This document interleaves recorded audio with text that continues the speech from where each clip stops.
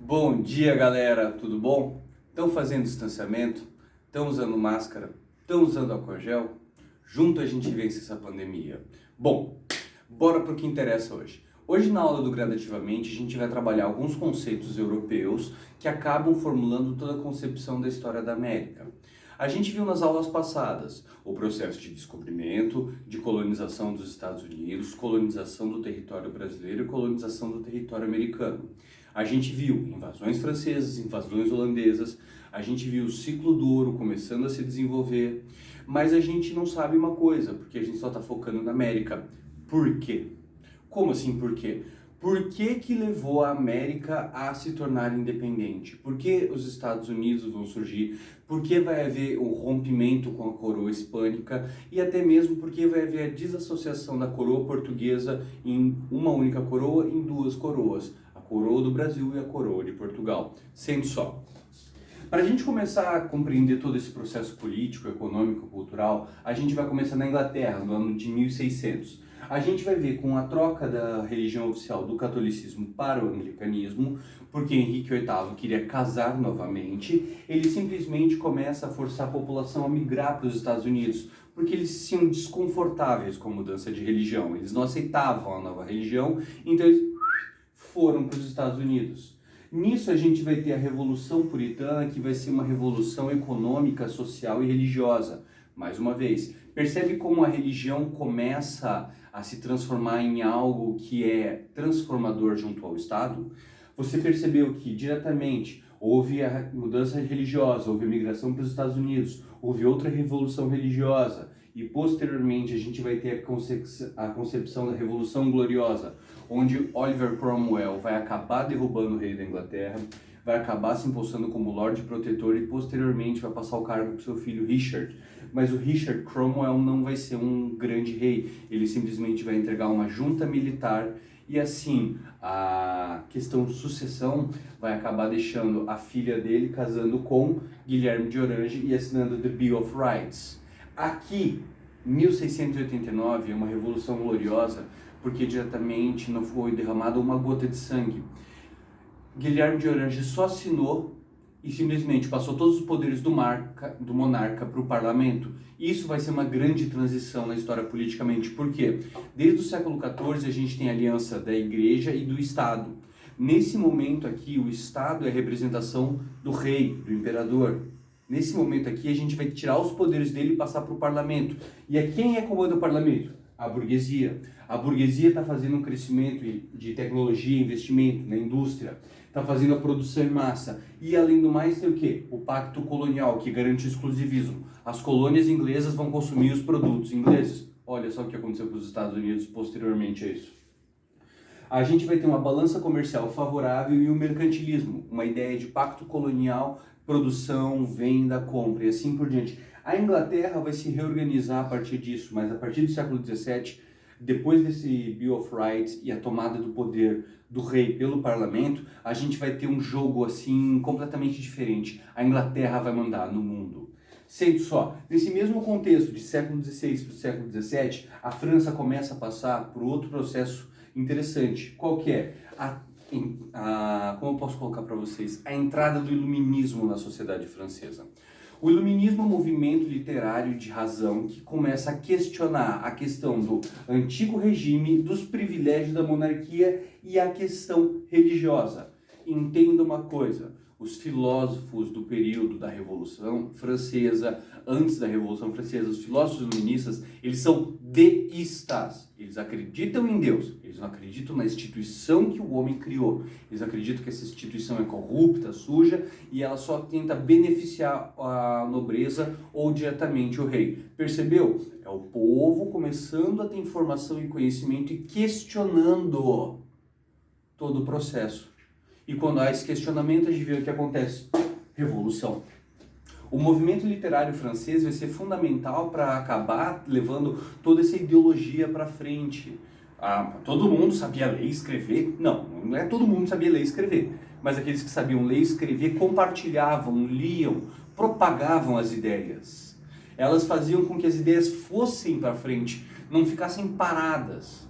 E isso vai fazer com que a Revolução Francesa ecloda, trazendo uma transformação política, econômica e social monstruosa para a França. E isso é importante. Quando a gente falar sobre a França, a gente vai ter uma aula só sobre Revolução Francesa. Uma não, vai ser umas 2, 3, porque não dá para cobrir em uma aula. E aí o que acontece? Tendo esse contexto de Revolução Francesa numa sociedade que começa a questionar a autoridade do rei, a gente começa a perceber as mudanças. A gente vai fazer a derrubada do rei, a gente vai implementar uma república, mas no fim o negócio está tão bagunçado depois de 10 anos que Napoleão Bonaparte vem dar um golpe. Quando ele dá um golpe, ele assume o poder e instala o consulado. Nesse contexto, Napoleão quer fazer um crescimento econômico da França, porque ele viu que a França estava perdendo o poder político e econômico no mundo para a Inglaterra. A Inglaterra, que já estava muito mais à frente na ideia de industrialização, acabou encontrando um concorrente que veio correndo por fora, a França. E o Napoleão Bonaparte tem uma ideia sensacional. Então, ninguém negocia com a Inglaterra. Simples, né? Mas qual é a ameaça disso? Você tem o exército francês, o exército mais bem treinado, o melhor exército do mundo, e Napoleão Bonaparte, um dos maiores generais. Ele falou, se você quebrar o bloqueio continental, eu invado o seu país e derrubo a sua monarquia. Olha que frase poderosa. E é o que vai acontecer. Mas entenda também que durante esse contexto de Revolução Francesa, aconteceu a independência do Haiti, que a gente já falou anteriormente, e todo esse processo vai levar a um crescimento e até a fuga da família real portuguesa. Sente só, a gente vai ver que na Espanha, em 1807, vai ser quebrado o bloqueio continental, e o Império Colonial Espanhol vai entrar em xeque. Por que entra em xeque? Quebrando o bloqueio continental, Napoleão fez uma ameaça simples. Eu invado e derrubo a monarquia. E o que aconteceu? Fernando VII era o rei da Espanha e dono de todas as colônias na América.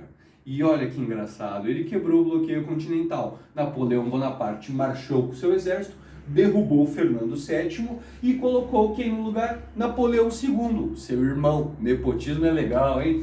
E aí o que acontece? A gente vai ver que Napoleão II não vai ter a mesma fidelidade que os espanhóis tinham. Então o que acaba acontecendo? Quebra do sistema colonial e as independências na América. 1808, 1810, 1821. Você pode perceber, é quando o Império Espanhol perdeu sua monarquia e o seu controle, por causa de Napoleão II.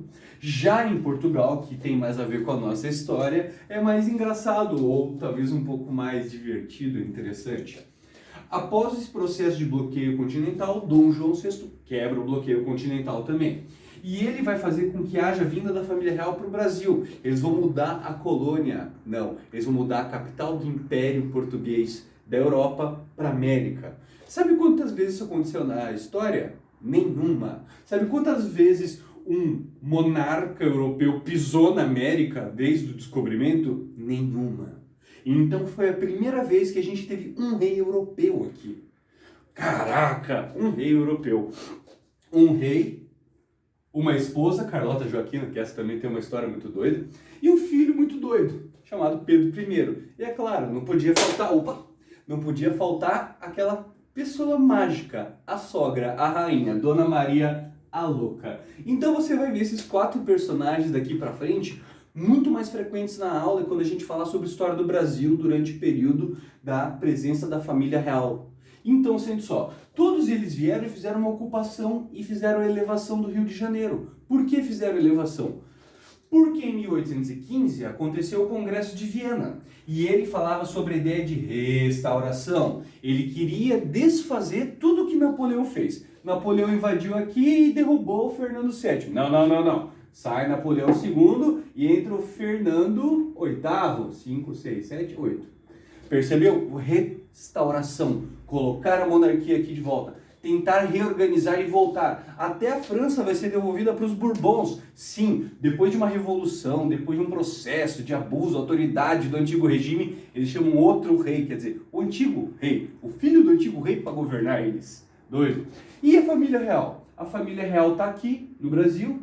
E a gente vai ver essa restauração acontecendo, essa elevação do Rio de Janeiro e do Brasil à capital do Império, e isso vai acabar fazendo com que haja o quê? Ressentimento. Em Portugal, os portugueses que ficaram para trás falaram, porra, o cara largou a gente para trás. Sim, e dentro de 5 anos após a restauração, vai acontecer a Revolta Liberal do Porto. Essa revolta vai exigir o retorno de Dom João VI ou ele perde a coroa? Adivinha o que Dom João VI faz como qualquer homem sensato? Retorna correndo a Portugal, deixando o Brasil nesse limite. 1821 para 1822. Amanhã tem mais, galera, gradativamente. Se curtiu, comenta. Se gostou, compartilha. E é isso aí. Qualquer dúvida, deixa aqui nos comentários, hein?